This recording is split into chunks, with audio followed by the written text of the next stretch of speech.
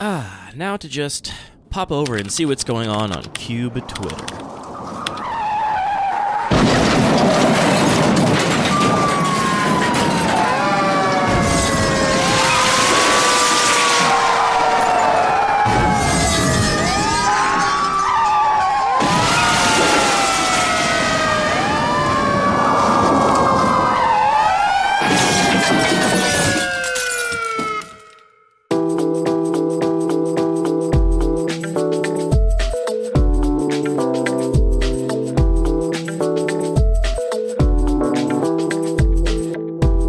Everybody, welcome to your Lucky Paper for the week. My name is Andy. I'm here as always with my co-host, Anthony. Better have his Scryfall fingers warmed up, Maddox. I sure do. Got Scryfall open. Look, I can prove it. I don't doubt. There it is. I feel like if you're in this basement, 9 times out of 10, you've got Scryfall on your laptop. Yeah, I had to stop at home. The laptop's mostly here for emotional defense, but it's there so you don't have to stare at me while you're talking. It's like something else to look at because it's weird to be sitting in a basement just staring at someone's eyes, I'll having just a conversation. Stare at you in your eyes. No, I am not saying you should. You say looking at your computer screen. I'm not saying you should. I'm excited about the concept for this episode, which, honestly, it feels like a thing that maybe we could have or should have done many times before, and I think might become a style of episode we return to in the future, Anthony. We have talked a lot about our approach to cube design on prior episodes, and one particular approach that I have especially espoused is the idea of just starting with cards you enjoy, that you want to play with, and using those as like the little seed crystal to then grow into a whole cube. Like start from that nucleation point and then just kind of move out in layers until you've got the beginnings of a cube list. Yeah, I mean, I think this is just it's the best way to start a cube in my opinion, because that is the thing that most people have, is they have a card that they really love, and it can be really intimidating to think about. I need 360 cards that are all in perfect balance and perfect harmony, and it's like, don't worry about that. Start with what's actually exciting to you, and that's probably some particular card that you 3-0'd your first draft with that you really want to be able to play again in a cool context. Yeah, it's also, I think, just the most fun way to do it. I mean, some people, I think, really enjoy the over-planning of, like, let me lay out all of my archetypes and, like, plan everything from, like, a spreadsheet context first, but for most people, I don't think that's the most fun way to do it. The most fun way is to, like, actually get your hands dirty and think about the Magic cards themselves and start... Please don't get your hands dirty before you touch the clean cards. That's true. Okay. Get your hands clean. Wash your hands before touching the sleeves, because we don't want to have to replace these sleeves in 3 months. Wash your hands, and then get your hands in those cards and start thinking about how they interact with one another and how you can combine them in new and exciting ways. I mean, that's a big part of why we all enjoy Magic, is just the idea of drafting a cool deck, combining cool cards, and I think it's a very natural way to think about building a cube. So here's what I want to do. I put out a question on the Discord and on Twitter. I just asked people, what are some cool cards that you have wanted to play in a cube list but haven't been able to design a cube around, or haven't been able to find an environment that they fit in before? I got a bunch of answers, and the first one that jumped out at me is JP Licks on the MTG Cube Talk Discord said trade routes. This is a card that is played in your Turbo Cube, so you could answer this question the first way by just saying, simply change the rules of Magic, and then Trade Routes is a very playable card. Get out the Sharpie. I mean, a lot of people will say sincerely, you want to make that card playable, bust out the Sharpie and, do a little editing. That is one way to do it, but I want to go the other way and just say, context matters, let's focus on the context. Let's stick to the rules of Magic, so no changing the rules. Let's also stick to common assumptions around what a cube is. So let's stay singleton, let's aim for, a cube that can support 8 drafters eventually. And I just want to talk about how we could, using our method that we espouse so much, start at trade routes and end up at essentially a cube. This is my plan for the episode, and I think it's just a great way for us to practice what we preach. It's easy for us to describe the process for how people should do this, but in some ways I think just demonstrating it is going to be so much more clear to people to actually get them to that point. And if this goes well, I think we can do this many more times with other cards in the future, because, like I said, this is a very fun and easy process. I spent maybe 30 minutes this morning just like taking some notes down, and it's fun. I kind of wanted to start building this cube myself, and I'm hoping somebody listening will actually want to do this, because there's a lot of really cool directions this goes very naturally and immediately. So I have a list. Please jump in at any point, because I'm sure you're going to be live Scryfalling. This is all new to you. You do not have any pre-knowledge of this episode topic. So jump in at any point, interrupt me, and insert yourself if you have any other ideas. But the first thing I do when I have a card I want to use as a nucleation point for a cube, and maybe it's important to First thing, get help. Read up on it.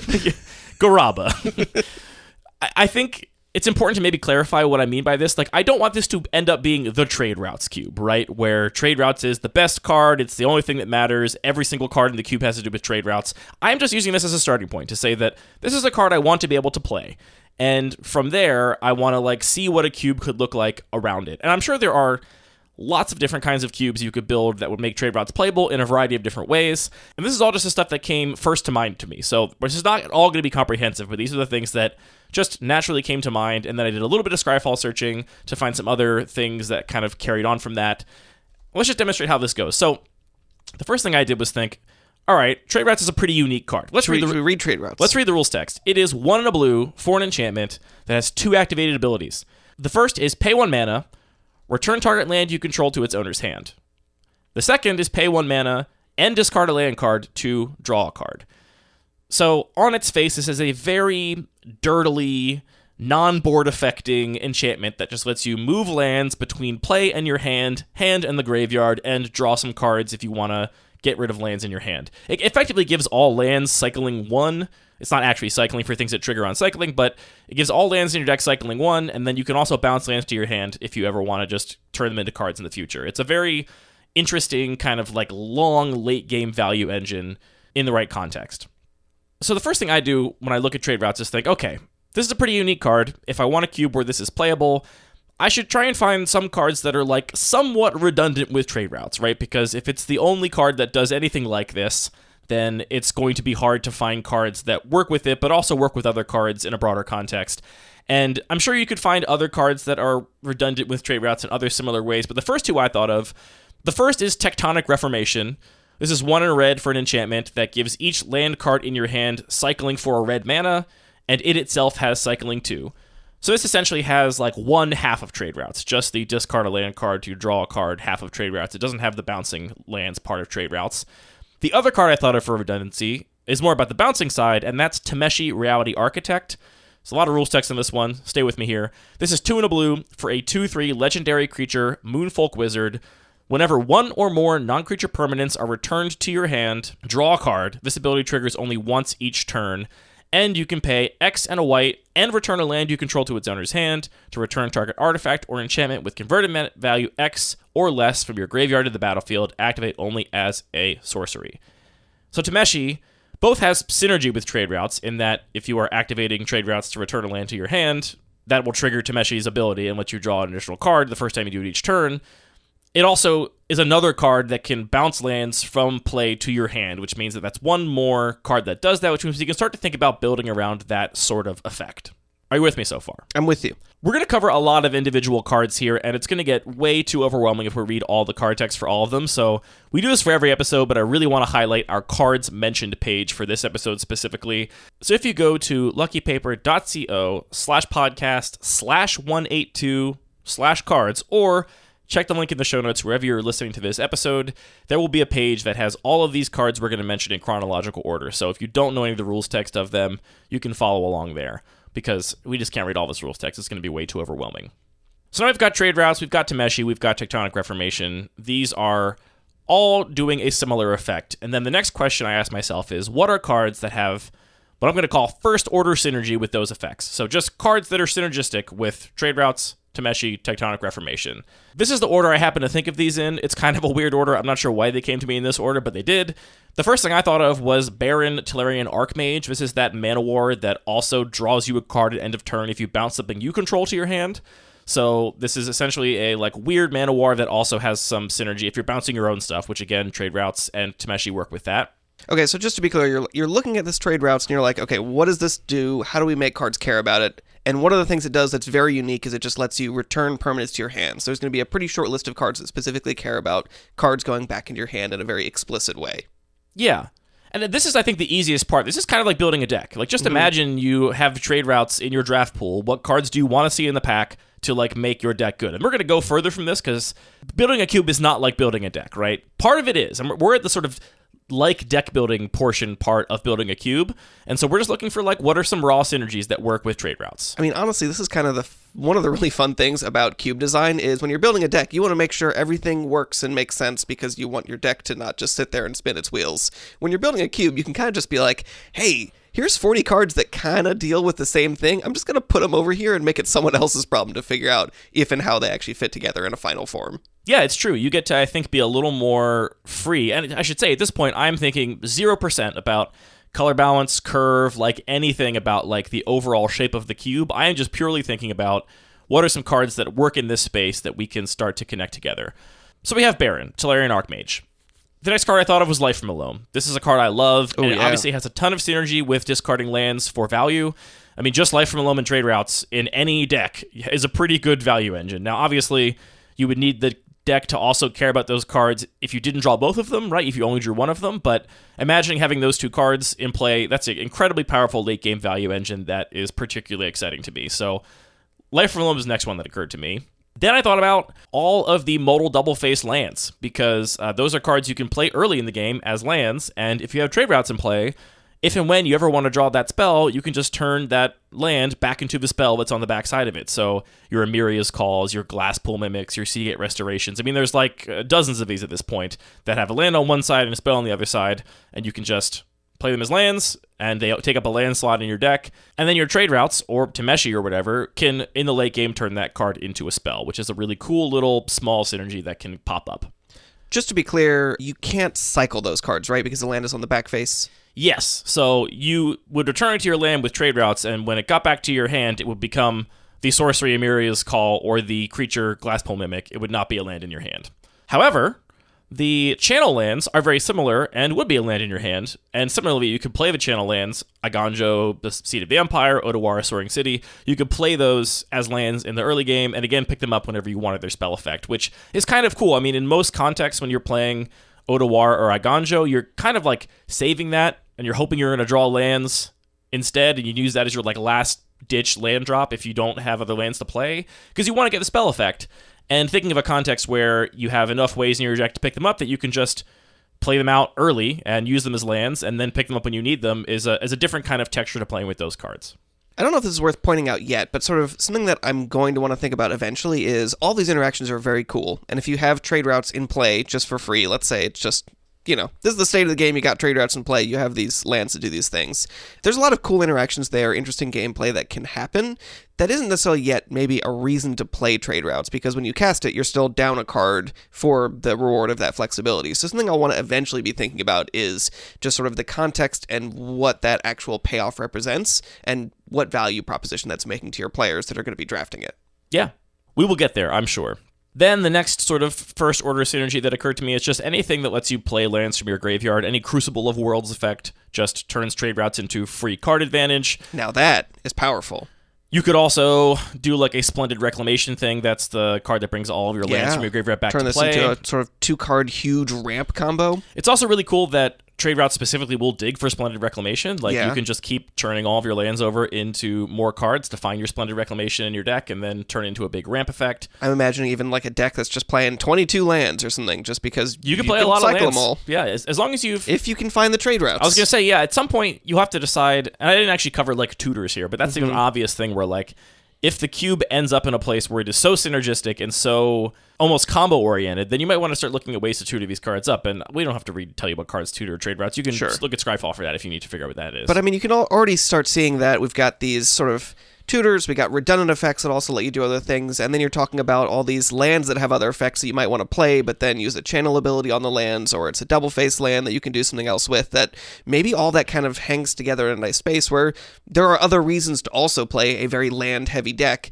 that fits together into a little bit of a strategy that doesn't rely on exactly having trade routes all the time. Yep. A more specific one that works really cool with trade routes is Slogurk the Overslime. This just is a 3/3 trample for 3 that, among other things, gets a +1/+1 counter whenever a land is put into your graveyard from anywhere. So you can just add instant speed, activate trade routes n number of times, and have the threat of activation of making Slogurk much bigger, which is pretty slick. I also think trade routes, in a different way, is very cool with landfall, because it essentially guarantees even if you don't draw a land for turn, you will always have access to landfall every single turn for the rest of the game, because you can always just pick up your land and replay it. And that may sound like it costs mana, but it actually kind of doesn't, because if you weren't going to hit your land drop anyway, let's say you have 4 lands in play, you can tap one and pick that land up to activate trade routes and then just replay it. Now you still have access to your same 4 mana, so your sort of 1 mana investment to retrigger landfall was kind of free. So anything that cares about landfall, I think, does get a little better with trade routes, and that's a much broader bucket, obviously, than something as specific as Slogurk. I mean, I'm just going to end up putting trade routes in every cube after this conversation, because I'm like, oh, it's so cool that if I just need, double black on this turn and I only have 1 swamp, exactly, I'll tap my swamp, tap something else to pick up the swamp, play it as my land for turn, and that's cool. I mean, is that what you're supposed to do with it? Trade routes is a really cool card. I mean, I picked this one from the ones I saw offered up as ones people wanted to see in a cube, because it was one that I had not played in a cube except for the Turbo Cube. Let's put that aside, because the Turbo Cube is a very unique environment. But other than that, I don't think I've ever played a cube, at least certainly myself, where I've had trade routes in my deck and felt like it did a thing. It's a card where I wasn't immediately like, well, of course it goes in this kind of cube, right? Like, I saw some people suggest cards that it's like, I've played this card a million times in cubes. Like, this may not fit in your specific cube that you play, but this is a very sort of relatively easy card to build around. So I picked it for that reason. I also picked it because it does make you ask questions around like how this card could be good. Like, it's kind of interesting, it's kind of inspiring. So it is why I picked this card specifically. Kind of similar to that landfall thing, I think exploration effects are actually pretty good with trade routes as a baseline. Just being able to move lands between multiple zones more than one time a turn, I think takes all of these potential synergies and like turns them up a notch, right? Exploration plus trade routes is 2x landfall for no mana, I say in big air quotes because you are tapping the lands to pick them up to then replay them every single turn, which means that your landfall stuff is going to go totally crazy. Right, so the bonus of the landfall interaction is if you don't have other lands to play, trade routes gives you an option, but if you have exploration in play, you're almost certainly not full of a bunch of extra lands. This is definitely going to just really start doing work at that point. Yeah, and I feel like exploration effects, very often you end up in a situation where they're good for like a turn, and then you're like, well, now I'm just never going to have more than 1 land in my hand for the rest of the game. So they did their thing, and now it's kind of over. And then in combination with the trade routes means whatever the thing is they're doing, they can kind of keep doing as the game goes on. Now, we're going to get to these bigger questions as we go, but given all the synergies with landfall, I'm starting to think, okay, I mean, trade routes on its face is a very like dirtily card, like I said, which means that if there's a cube where this is playable, I think one of my important questions to answer is like, what does aggro look like? And yeah, I guess, do you want the whole cube to be leaning into this kind of pace, or do you want to add some contrasts in here? Maybe this is too early to ask those kinds of questions, but no, I don't think it's too early to ask those kinds of questions. When I build a cube like this, it's not that I'm actually building a whole cube around trade routes. Usually, it's actually that I have like 3 to 7 cards that I do this exact same exercise for and find the overlap. So we're doing it for one card here. Maybe you do this for 10, and then you like look at those constellations and find 3 of those constellations that slot together in an interesting way. Yeah. So no, the entire cube should not be about trade routes at all. Like, ideally, when we're done, no one should look at the cube and be able to figure out what the initial card that started this whole thing was, because everything will be so interconnected that it will just be one of the cards that is playable in the environment. But I do want to know what aggro looks like, and because trade routes is so good with landfall, I'm starting to wonder if the aggro deck could be a like Step Links, Akum Hellhound, landfall style aggro deck, which is something I'm just putting in the back of my mind. Like, okay, interesting. That's like the first of all these synergies. That's the first one that actually starts to maybe lean a little aggro. Actually, can win a game. I mean, you could win a game in these other ways, you can win a great game with Life from the Loam somehow. You can simply win the game by casting Amiria's Call, so you can win the game in a lot of ways so far. Good point. So I'm taking note of that. Like, Step Links, Akum Hellhound may be interesting to think about. If there's a bunch of cards in this cube that work with landfall, work with trade routes, work with these kind of broad synergies we're defining, then it's not that trade routes will be in your aggro deck necessarily, though maybe it could be, which could be very cool. It's more that all the cards that work with trade routes can also work in the aggro deck, which means you start to have all this overlap. And those overlaps can be pretty indirect. Like, Iganjo is a land or a spell. That just gives you a lot more flexibility for an aggro landfall deck. For sure. Then I thought of Drakehaven, a very specific card that just, whenever you discard a card, you get to pay 1 to make a Drake. Drakehaven in trade routes is fantastic. You just get to turn all of your lands into Drakes and more cards. It's just a really strong little interaction. And Drakehaven itself is the kind of build around that you could put at the center of a whole cube like we're doing right now with trade routes. So that one occurred to me. It's also in the same colors. It's also a nice little curve. Trade routes into Drakehaven, into bury you in Drakes. They're also both enchantments, so maybe in these intersecting constellations, you might see another enchantment theme somewhere and find a little bridge there. Then, because of Drakehaven, I was like, wait a minute, there are a lot of cards that trigger when you discard a card. And I thought of Inti Seneschal of the Sun, Containment Construct, Currency Converter.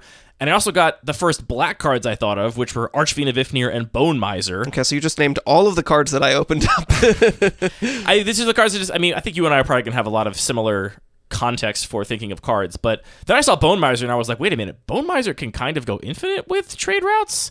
With maybe like one or two other pieces, because Bone Miser, among other things, says whenever you discard a land card, you add black to your mana pool, which is enough mana if your deck to is pick up a all land lands, and discard a land. Bone Miser trade routes Thassa's Oracle. It's never been done. This is the kind of stuff that you can start thinking about. Like, I hope you have 2 blue mana left at the end of all this. Yeah, Bone Miser and trade routes is very cool, and obviously we're not doing any editing at this point. We're just putting all the stuff in place that looks cool. Maybe it turns out that in this eventual cube, the Bone Miser trade routes combo is too combo oriented. We want this to be more of a like back and forth fair environment, so we decided to exclude Bone Miser. But right now we're just dumping stuff in a big pile. We're throwing a bunch of spaghetti at the wall, and then we're going to go through and see what kind of spaghetti stuck later on. Yeah, Containment Construct is really cool here, and it's just going to be a very flexible card that's going to take advantage of anything that lets you discard things. So the way I was looking at these cards is I just did a little Scryfall search for whenever ... you ... discard with the regular expression search, which you can check out our article on how to actually do the details of that. But basically what this is saying is whenever you discard in any order with any cards in between, which is important because you might have a card that says whenever you cycle or discard or things like that. There can just be other conditions there. Whenever you discard, a land card might be in there. So it just gives you a broader search, which is really, really powerful and turns up a lot of these cards that have potential interactions. And this is the joy of Cube, and it's a lot of the same joy that comes from Commander. I bet people have done Bone Miser trade routes in Commander in some obscure deck. I'm not sure which one. But this is the kind of stuff that you're never going to do this in any kind of constructed format. You're never going to do this in any other kind of limited format. So this is the place for these kinds of interactions to live. And this part, I think, we're still in the really easy part, right? You're just naming cards that you think are cool with the other card.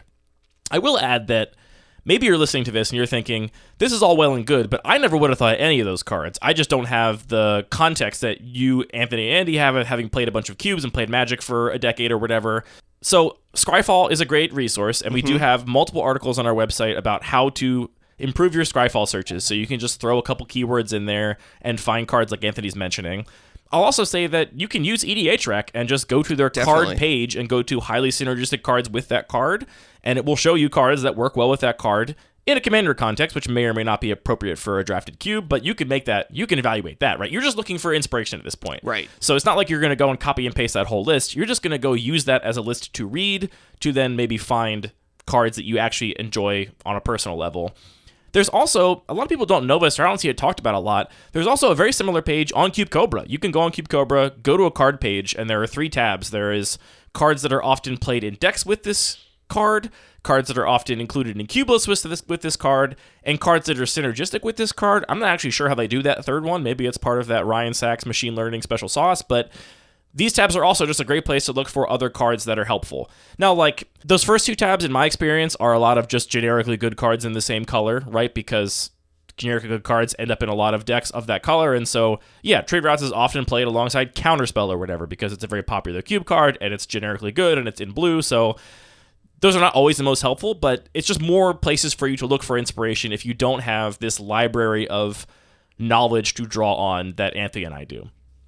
And some of you listening probably have a much deeper library of knowledge to draw on than Anthony and I do. I'll be honest, like I did this Scryfall search, and then I'm looking at, we got 143 cards, so it's not an insurmountable amount of stuff to read, but definitely a third of these are cards printed in the last 2 years, which I'm just much less familiar with, and that's fine. I'll read them later.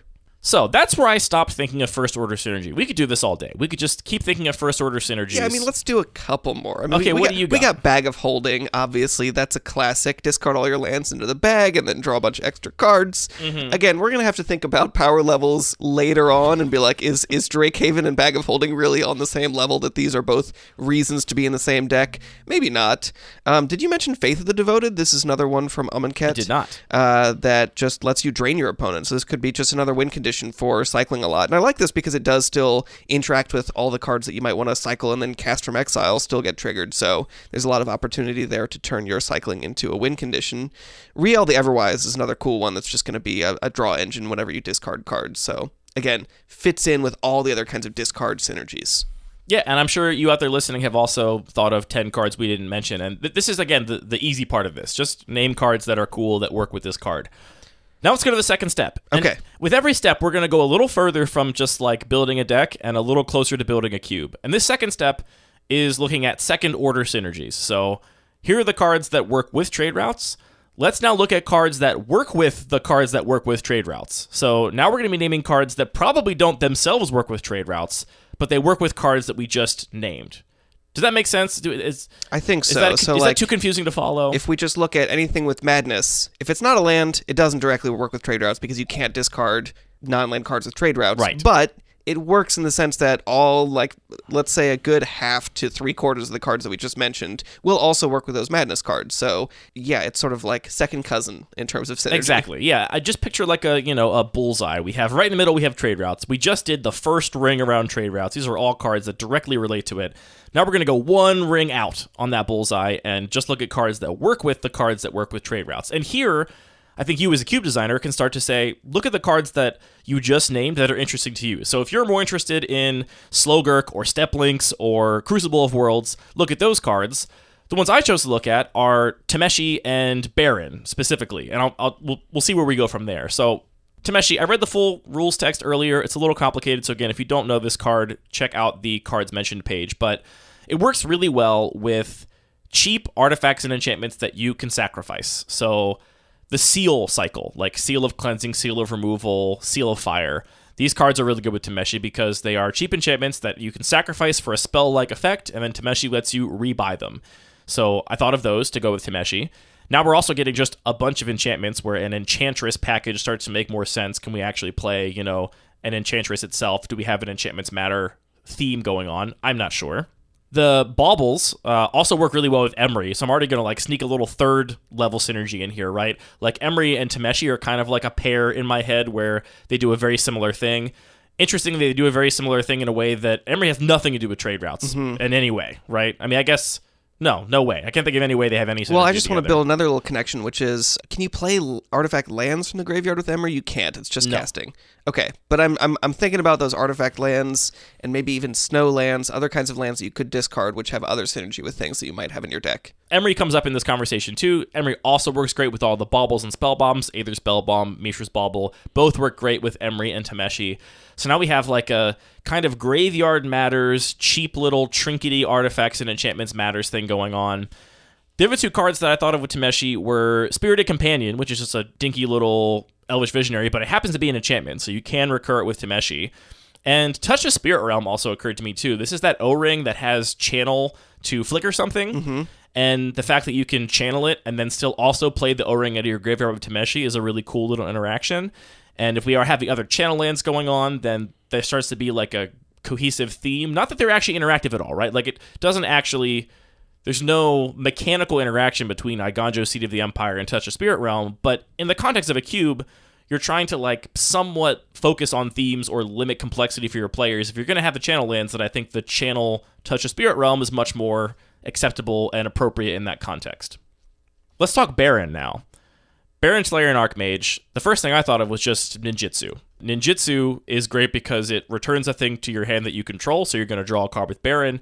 Ninjutsu is also great with Baron himself because he's a Mana War, and Mana Wars are great with Ninjutsu. So any ninjas, like Ninja of the Deep Hours, are great with Baron, Tolarian, Archmage. And Ninjutsu is like a whole theme. You can just say, I like Ninjutsu cards, and you can go dump 50 cards in your cube if you like Ninjutsu as at least a sort of... There's a lot of spaghetti to throw at the wall if as soon as you unlock the Ninjutsu section of the pie.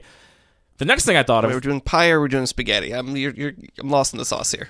Too many food analogies. The next thing I thought of with Baron, which I should have thought of way earlier, was just the Ravnica bounce lands. The Ravnica bounce lands work with so much of the stuff we've already talked about. They also have a trade routes-like effect. They put a land back in your hand. It always comes back to the Ravnica bounce lands. I mean... Do you want to trigger landfall every turn? Yes, I do. So the Ravnica bounce lands are a really interesting addition here, and they already work with a lot of stuff we've talked about. They work with all the channel lands. They work with all the spell lands. They are doing the same sort of thing that trade routes is doing, but in a way that you wouldn't necessarily think to put them in the same cube until you do this exercise and start going through these multiple orders of synergy. Here's where it all starts to come together beautifully, Anthony. Then I thought of Harmonic Prodigy. Ooh. 1 in a red for a 1/3 with prowess. Whenever an ability of a shaman or wizard you control triggers, that ability triggers an additional time. So we need to make trade routes into a wizard. No.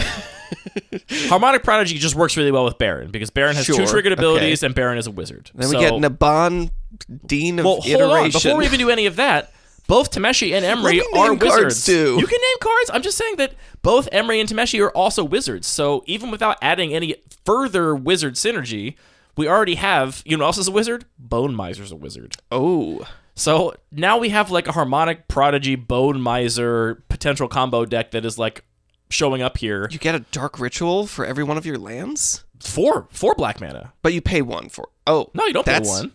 Well, you pay 1 to discard to trade routes. Oh, but yes. You're right. I forget that Dark Ritual does cost 1 mana as well. Dark Ritual you get costs a Black mana. Lotus for every... That's pretty good. You get a Cabal Ritual with Threshold, that's 5 mana. It's hard to say. Cabal... Sure. So Harmonic Prodigy is another, like, we could go down that whole lane too. I didn't go down the Harmonic Prodigy avenue deeply, but you could go down the Naban thing. There is a lot of support for wizards. You mentioned Riel the Everwise already. She's a wizard, I assume, right? She's probably a wizard. She has to be a wizard. Let's go over to tab number 23 here. She is, in fact, a human wizard. Is there some wizard with landfall for the wizard landfall deck? Wait. Back to the Scryfall Mines. There are no wizards with landfall. Gavin Verhey, if you're listening to this, I need you to make a wizard with landfall for this cube we have not yet built. Simply play the Maskwood Nexus. Problem solved. And the last thing I thought of with Baron was just a class of card that I know you particularly love, which is Core Skyfisher effects and Core Skyfisher itself. This also is another way to have backup. I mean, Core Skyfisher specifically being able to pick up any permanent. It's again really good with all the channel lands and lands that do other stuff where you just need to curve out early game, but then you don't want to have your 5th land. You just want to turn those back into spells. Yep. And Core Skyfisher especially because it picked up anything, but you know, you White Mane Lions are like adjacent to this, and I'm a huge Core Skyfisher stan and a huge White Mane Lion detractor, so you know, that's my particular stance on this issue. Anthony's a more open arms, accepting of all various Skyfisher variants. So that's second order synergies. And you could, again, keep doing this exercise with any cards we mentioned in that first order that you like, and just, you have more and more cards. You're looking for just raw material now to, like, build a big list of potential cards. You will consider curve, density of interaction, fixing, all that stuff you're going to get to later, but you're just dumping stuff on the big board. Then I noticed a kind of subtle emergent theme. There's some obvious emergent themes we talked about. Lands matter, discards matter, like landfall enchantments. Those are some very obvious major themes, but my brain got ticking over on a more interesting emergent theme, which is just tons of activated abilities. All the cards we've mentioned give you ways to use your mana productively without actually casting spells. And then I was like, we gotta play Standstill. Okay, if you think that's a good idea. I think Standstill's a fun card. Uh-huh. What do you have against Standstill? No, nothing. It's just a 2-mana draw 3. We already have that in Expressive Iteration. Sure. Anyway, Standstill is a really cool card in this context, and another card that somebody write in and explain to Andy why Standstill is not a fun Magic card. I think people confuse it honestly with like Stasis. It doesn't stop you from playing the game. You just keep playing the game and say, "Good job, opponent." Don't let the terrorists win. It's fun. It's a fun card. The other card that fits directly with that Standstill theme, shout out to Bosch and Roll, is Shark Typhoon. Shark Typhoon, fantastic with Standstill. Prior to the printing of Expressive Iteration and the further, power creep of Eternal formats, Bosch and Roll, Brian on the Bosch and Roll channel used to play these Shark Still decks, which were very cool Standstill decks that were built around Shark Typhoon and other cycling abilities where you could just continue your game plan under Standstill and basically force your opponent to pop it at some point. But wait, I'm really confused because in order to trigger Shark Typhoon, you need to cast spells. Wow. Big if true. So that's just us kind of giving you an example of what we mean by following the first order synergies, second order synergies, and using that initial card as a point of inspiration to just spread out from there. And so far we've named mostly blue cards, a lot of other red cards and white cards, very few green and black cards, but some. So, we don't actually have... I can name some green cards. I mean, we said landfall, which is a shorthand for about 100 green cards, but you could do this exercise as much as you needed to have as much raw material as you need to work with until you felt like your cube was starting to come into view. But let's go to the next step. And again, we're getting... Okay, wait, what's the next step? So we're getting further and further from designing a deck and closer to designing a cube, because now we have to think about answers to our own deck. Okay, wait, can we name a few more cards Absolutely. first? Pop off, King. So, I mean, if you're playing land, if you're just able to trigger landfall as much as you want, another thing you could do is just play lands that do stuff when they enter the battlefield, which is not a ton, but we do have Bojuka Bog could be relevant, especially if we're doing a bunch of graveyard stuff. It's possible this cube could emerge in a direction where graveyard really matters. And to your point, having interaction with the graveyard really matters. I think Bojuka Bog is a much less fun card than Standstill. Okay. Go ahead. Fair, okay. But you might be more excited about Mystic Sanctuary. Just having a way with trade routes to be able to pick up Mystic Sanctuary every turn. I could see you being excited about that. You probably accidentally just put a bunch of infinite combos in your cube if you add Mystic Sanctuary to your trade routes cube. Yeah, put in an Eternal Witness and you're good to go. I actually just found that just searching for land, graveyard, so cards that just have both those words in land. any. Graveyard. Graveyard. And I sorted by EDH Rec on Scryfall because that does give you a bunch of cards, but stuff we've already mentioned like Excavator and Crucible of Worlds. But, this also works with Deathrite Shaman or fills up your graveyard to Underworld Breach. I think in particular these two keywords just pull up a lot of stuff that could be relevant.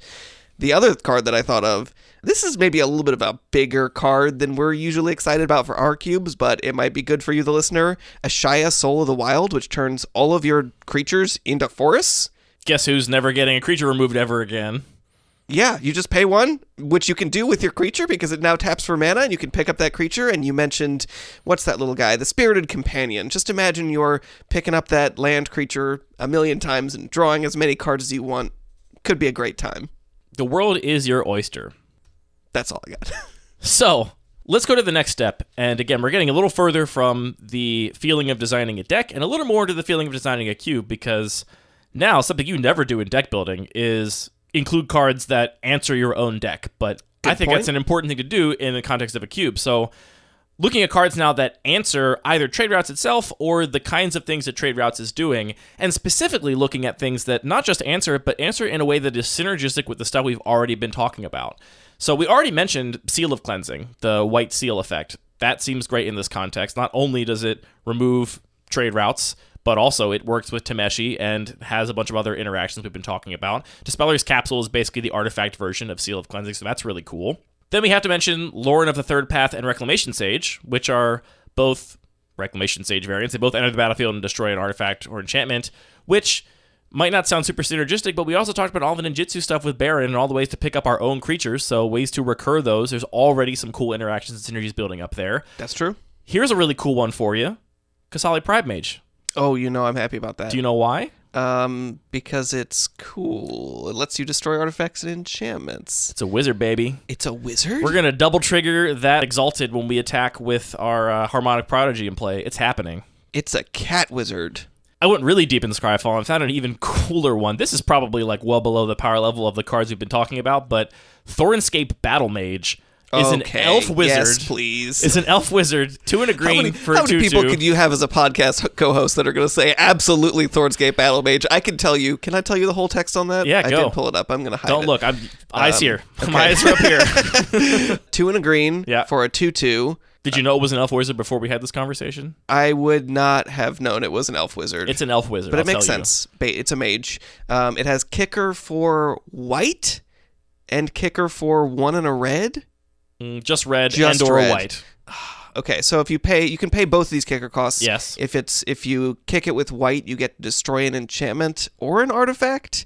And if you kick it with red, you do 2 damage to any target. White is just destroy target artifact. And one of them gives it a counter. One of them gives it a count. No, nope, I'm thinking of a different Battle Mage cycle. You really embarrassed yourself here. No one asked you to do this from memory. I'm thinking of the Volver cycle. I'm sorry. You're very close. Thank you. The white kicker destroys target artifact on ETB, and the red kicker is is 2 damage target creature or player. Great. This probably wouldn't work out in the cube with all the other cards we've been discussing, but just imagine this with Harmonic Prodigy, and you're blowing up 2 artifacts, and you're dealing 4 damage. You could make it work. It's potential. I mean, it's pretty bad as a base level. It's not great.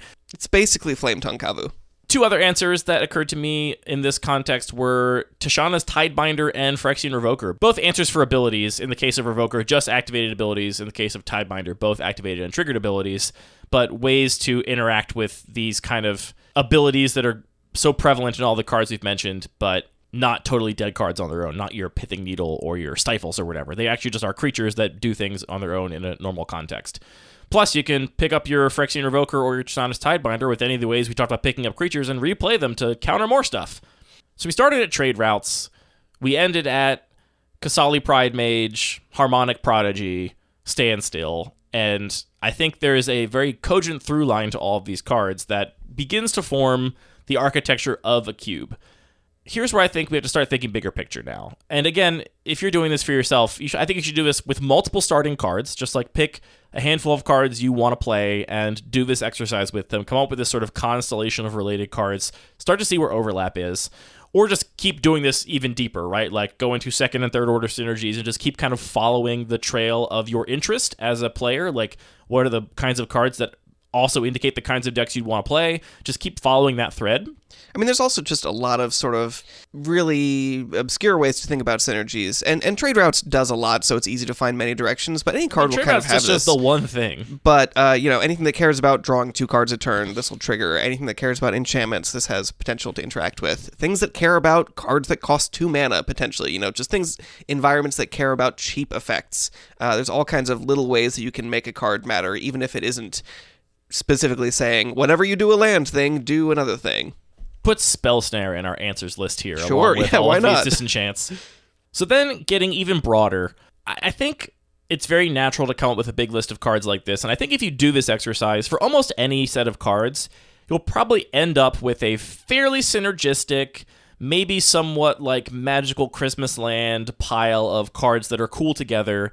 But that does not necessarily a fun cube make. And okay, so you're saying Bone Miser, Trade Routes, Thassa's Oracle, that's magical Christmas land to you? I mean, that's the kind of Christmas I want to live in. More I'm thinking like Harmonic Prodigy, Kasali Pride Mage. That combination might be a little bit ambitious. And is it really worth going into a third color just to get double exalted? I mean, I don't know. Maybe it could be cool. But we can tune the environment. Double exalted, press the prowess. I mean, you cast 1 cantrip and you're beaten down. Anyway. You got a stew going. You got a stew going, baby.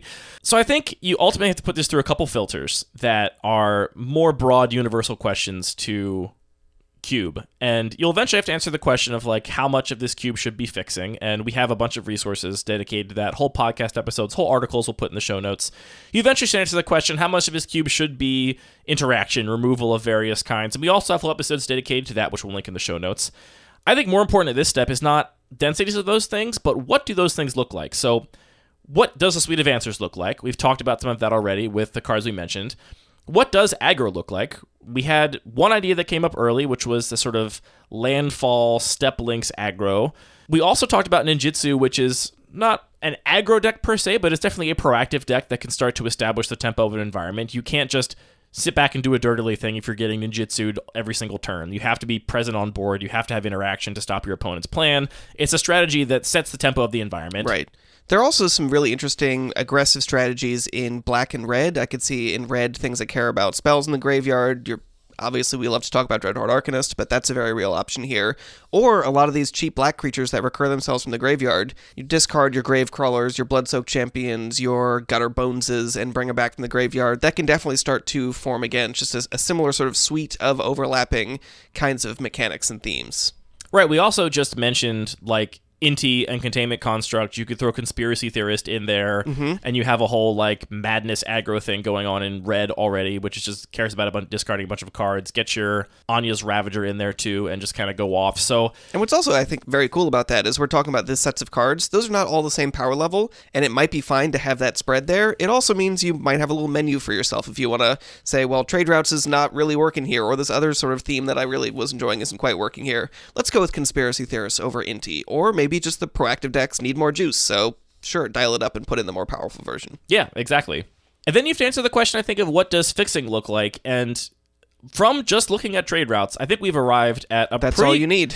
All you need is a basic lens. From just Trade Routes, I think we've arrived at a pretty comprehensive answer for what our fixing ought to look like. We touched on landfall, so I think this is an environment where I'd want to include fetch lands for sure. Okay. I know you're a sometimes fetch lands. I mean, hey, if they're contributing to the environment, then yeah, shuffle your deck a bunch. So I think fetch lands are appropriate here. We also talked about the Ravnica Bounce lands. So if we start with the cycle of fetch lands, the cycle of Ravnica Bounce lands, we want our fetch lands probably to be able to fix our mana in novel ways. So maybe think about, shocks or whatever to make those work. Or even just the tapped dual lands, just typed duals of any kind, I think gives fetches a different kind of texture. We also talked about all of those utility lands that have various spell effects on them. There's no gold mono double face lands. A lot of them The only ones are the pathways, which again, with trade routes, you pick up a pathway, flip it over. Now if that happens, we're if that talking, happens baby. once, you're like, oh, that was neat. That was worth it. But yeah, starting to think about also all those, cool lands. I mean, we didn't even talk about it, but just creature lands with trade routes is cool because you just have a creature you can put back in your hand and protect. Like, it's a cool way to save your creatures. Have you ever used your trade routes and your creature lands to blank all of the lifelink triggers from your opponent's battle skull every combat? Yeah. Now you're living, baby. Now you're playing Cube. People have asked, why does Celestial Colonnade. People always ask, why does Celestial Colonnade have vigilance? This is why. So you can tap it to put it back in your hand with trade So your routes. opponent's removal doesn't work. Another kind of fixing land that could work here even is just the cycling lands, right? Yeah, like definitely. The cycling bicycle duels and the triomes. Well, I mean, the triomes do work here. As much as I don't like their design in a vacuum, they do fit here because we talked about including things that trigger when you discard lands. We talked about including things like Drakehaven, things like Tectonic Reformation. So cycling lands also work. Yeah, I mean, it's worth pointing out again, just considering the starting point of trade routes, it doesn't really matter that they have cycling to work with trade routes because trade routes gives them cycling, but you're probably going to be including a lot of cards that will care about that in other ways, so they do have this potential for indirect synergy. So yeah, this is the way that I recommend designing cubes for the most part, is starting with the cards you want to play, doing this exercise, and it's not that difficult to start at somewhere very specific like trade routes and end up at, well, here's an idea of what the aggro decks could be. Here's an idea what my fixing could look like. Here's an idea what my suite of answers could look like. And then you got a cube going, baby. Yeah, and I think that the really cool thing is that, again, we have not built the trade routes cube. It was just an interesting entry point to explore whatever interested us. And again, at every kind of step where we expanded our search, we were just following whatever interested us. So that means that we're going to end up in a place where the whole thing is going to be cool to us. Yeah, if you realize that things that trigger on discard work with trade routes, but you don't like Madness is not exciting to you as a cube designer, don't include it. You're not obligated to include things that are synergistic with the place you started. That's just merely a point of inspiration for you to work from to find stuff that does interest you and that does excite you. Maybe you're really into the landfall aspect and you're not into the discarding aspect. Maybe you don't like the whole Tameshi, Emery, baubles, and trinket enchantments direction. Just ignore that. There's no obligation to follow that path in any way. There's no obligation to play the powerful cards you think of. Just include the cards that follow the play patterns and the kind of games and decks you want to actually draft. What do you think about Mudhole? Is this the cube for Mudhole? Real quick, just looking at Mudhole again. Mud. This is one of those famously awful cards, right? Yeah. Mudhole. 2 and a red. Target player removes all land cards in his or her graveyard from the game. It's just like Bajuka Bog, but so much worse and no fun at all. That's a really good summary. It's rare, at least. Can you imagine if this was an uncommon or something? I'm sure there were people back during Odyssey Block that were just very mad to have opened Mudhole in their pack. Oh, absolutely. What do you think, Anthony? Do we miss anything? Is this a fairly good representation of this kind of approach to cube design that we have espoused before? Yeah, absolutely. I mean, we miss things in terms of there are still so many cool cards we could talk about. There's a lot. But we've mostly tried not to have podcast episodes that are just us listing cards, and maybe we've been a little bit indulgent about that here, so that's fine. I mean, to an end, right? Like, the reason we avoid that... We do have to talk about cards eventually. The reason we avoid that is just because it is hard to follow along if you don't know all the cards, and saying all the rules text is really slows things down for people that do know the rules text, so it's like it's kind of stuck between a rock and a hard place in terms of how you handle saying a lot of cards on air. But I think this is, I hope, demonstrative of a way that you can engage with cube design that is much more approachable, much more fun, and much easier than saying, okay, you want to design a cube, first decide on a cube size. I hate that people say that first. It's so frustrating. Yeah, that was honestly I think that was something that was mentioned in one of the Tolarian Community College videos, which I was like, I love everything about this video except that you started there, because I think that's the least important thing. Like, the most important thing to where should you start your cube is what is fun to you. The whole exercise is for you to have fun. You're probably not Justin Parnell building the cube for SCG Con 2021 or whatever it was. If you're doing that, listen to a different episode. Yeah, most of us are not in that position where we are doing it for external forces or have bigger obligations. We're here to have fun, so focus on what's fun. Unless you just love numbers and you're like, the first thing I want to do is pick a number. Pick a number! Pick a number! Any number! Yeah, I disagreed with plenty of the ideas in the Tolarian Community College video, but overall I thought it was a fantastic introduction to cube design. It did not assume the context of Cube is always vintage Absolutely, Cube. It's always I the love most that. powerful cards. And obviously, it's a huge platform. So nothing but respect for the video, even though I would have done it differently if it were me. But there's a reason I'm not the professor. A lot of reasons, actually. So yeah, don't pick a size. Don't think about how many gold cards in each guild you're going to include. Don't look at all the 10 color combinations and start picking archetypes. Just start with the cards you like, and then find more cards you like that are cousins of the cards you like, and second cousins, and third cousins, and 10th cousins once removed of the cards you like. And what will inevitably happen, the greatest joy of cube design, I maintain, Anthony, is what will inevitably happen is you will put all these cards together, and then the first time you draft it, a couple players will combine these cards in ways you never foresaw that are following a different path through this web than you followed, right? Like, I went from trade routes to Baron to ninjas to Ravnica Bounce Lands or whatever. Somebody else will combine these things from different branches in ways that are still totally synergistic, because Magic is this beautiful game where everything does interact with everything else in these really awesome ways. And you'll just see people building decks that you didn't even know were possible. And you'll see people building decks that don't work, and you'll realize that some cards that you wanted to make work are just too expensive or they're too narrow. And you can start the editing process from there. But this is how you get, I think, from nothing or from I like a couple cards to a cube that you can actually start playtesting and start evaluating. That's actually a huge, huge point, is set expectations for yourself as a cube designer, and don't expect that just because you went through this journey of following this very cool, complex, convoluted line of synergy that all of your players will sit down and see that same thing. Don't be upset when your players do not show up with the exact sort of complex suite of synergistic decks that you expected, and instead are just like, well, I played this card because it's a 3-mana 4/4. I played this card because it filled my curve well, and I just curved out and beat my opponent before they did anything cool with their enchantment deck. That's going to happen, and that's why you sort of have to keep your eye on what's fun for people, keep an eye on what's fun for you, and be willing and expect to iterate and move towards whatever is fun. It's like, it's literally not going to work the first time, but that doesn't mean it's a failure. That just means it was the first draft, and that's fine. Your players are still going to have a good time, almost certainly. Yeah, and again, this is just not about how to like edit and maintain the cube, and there's a whole slew of episodes about that too. This is purely about how to get to that first starting point. And like Anthony said, don't have expectations you will have it all figured out. Anthony and I have been designing cubes for 6-7 years. We basically do nothing but design and play cubes. We think about it all the time. It dominates all of our free energy. I feel burned. No, I mean, all of our time in Magic is basically spent thinking about cubes. That's definitely true. I don't mean in our whole life, generally speaking. I just mean like in our Magic life. We are not doing anything else. Sure. We're not grinding, constructed, or whatever. This is what we think about. And I absolutely could not look at a cube list based on some of these cards or other cards and know before drafting it what was going to work or what wasn't going to work. So you should not expect yourself to be able to balance all of this entirely in the first place either. When someone plays Slogurk in the Ninjutsu deck and picks it up and returns a bunch of lands to the battlefield, you should be thrilled and excited, and then you can afterwards look at that and say, like, all right, that was cool that someone did something I didn't expect. Do Maybe I want that's that good, to happen? maybe it's bad. I'm looking at my cube and I'm trying to remember, what were the cards that I started with? Because this was absolutely... Knight of the Reliquary. Knight of the Reliquary was one of them.